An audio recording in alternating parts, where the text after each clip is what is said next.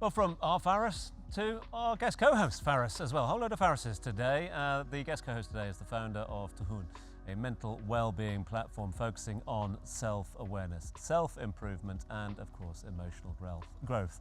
It is a warm welcome to Faris Ghandour. Faris, thanks so much indeed for being with us. Thanks for having me. I'm interested to get your thoughts. You know, there we were sort of having a little chat amongst ourselves at the beginning of the show about the use of the word stigma, the removing of that stigma. I mean, from where you sit and stand at the moment, how far have we come when it comes to men's mental health? Yeah, am I speaking on behalf of all men? You and me both. You and me both, good. my friend.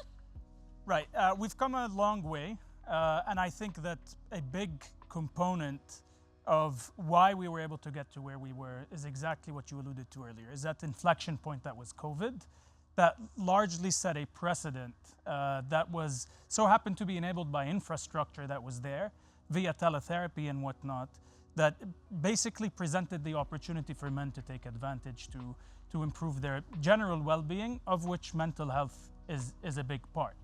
Having said that, the psychoeducational component still remains, still needs a lot of work. Yeah. Right? What does mental health mean, right? And what does it mean for men in specific? How do you unpack that concept? And what's the correlation between, or even the relationship between mental health and physical well-being for a man? How do we differentiate between the two? Because men are not women. The tools in place for women to take care of their mental health may not necessarily be the right ones for men.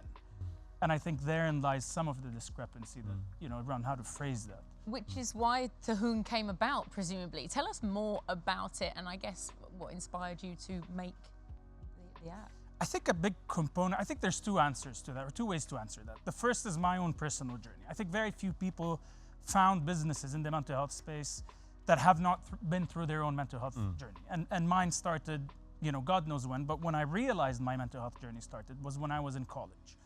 And that's when I first started having panic attacks. I would call up a friend of mine and tell him, I don't know what's happening. It feels like I'm in a dream. I feel like I'm drunk, but I haven't drank anything, and what's going on? He said, you know what, that's happened to me. You've got to go see a psychiatrist. And I didn't know what a psychiatrist was. And then it took me 2 years from that point to accept the fact that I need to do something about it. Those are critical too. You would not do that if you had early onset, any kind of physical condition. And so I feel like on the one hand, I did lose 2 years trying to understand what happened to me. On the other, I was very grateful to have gone through that. So my personal journey really shaped who I am and led me to co-found Tuhoon in 2001 with a clinical psychologist, a Kuwaiti doctor, family friend. And I got with him and said, look, we've got to do something because three things happened in 2021. First of all, you've had record mentions of mental well-being in S&P 500 companies' earnings calls, right? And that was like a 7x increase. So it means what? That means there's budgets. When that's mentioned on a call, it means that companies are starting to invest in that. Second is you've started to have unicorns or $1 billion+ mental health tech companies like Calm and Headspace. And the third is the region started to have more and more capital investing in venture capital. So that that created the perfect storm, if you will, to get us to co-found Tuhoon. And at first, we decided to focus on self-help, subclinical care, things like sleep, stress, productivity, enhancing workplace well-being and whatnot. Because we do a lot of work with employers, organizations, corporates, whatnot. So that's what led me to start Tuhoon. Amazing. I mean, that is an incredible story. I am in awe of you, really. But I want to make things a little bit more personal because I feel like so many women watching this will understand the question I'm about to ask, which is, I feel like so often we go to therapy to learn how to manage people who won't go to therapy, right? Right, and, yes. and men so often hesitate to go to therapy, even though it can be blatantly obvious to everyone else that it would be really effective and useful for them. Do you think that men need to come to that conclusion on their own? Or do you think that we can kind of nudge someone along? That's a very loaded question. I know, because I'm the sorry. assumption is that men need to go to therapy. I got your back here, Faris. Don't worry. Got your back here. Well, not all men, but Right, I'm saying right. No, I'm saying men who are going through challenges. I Right. think step one, you don't jump into a running car, like a car that's going 120 miles an hour. Okay. I think therapy is an excellent clinical solution and it should be part of everyone's pathway. However, I would start with psychoeducation.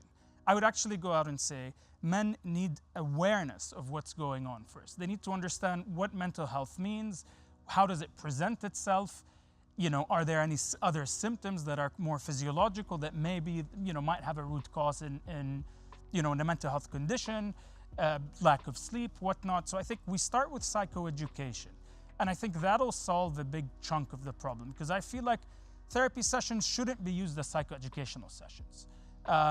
There's enough tools out there to allow for therapy to be used where it's most effective, which is kind of clinically validated forms of care, like cognitive behavioral therapy or whatnot. So I think that, in short, I agree with you. Men do need to see therapists, but sometimes we've got to find a different way to address that and get them to see a therapist than to just say, hey, look, go see a therapist. If he's not convinced, little stepping stone. Exactly. Yeah. If he's not convinced, he's not going to go to therapy. Is that one of the reasons that you've made it more accessible? Because as soon as you use the word a minute ago, psychiatrist, everyone gets their own mind of what a psychiatrist is. Go to therapy again. You come up with opinions.